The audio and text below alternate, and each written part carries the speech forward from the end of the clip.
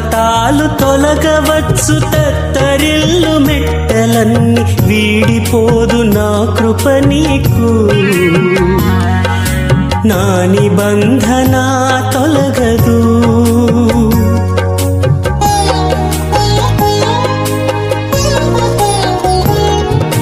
పర్వతాలు తొలగవచ్చు తత్తరిల్లు మెట్టలన్నీ వీడిపోదు నా కృప నీకు నా నిబంధన తొలగదు దిగులు పడకు భయపడకు నిన్ను విమోచించెదా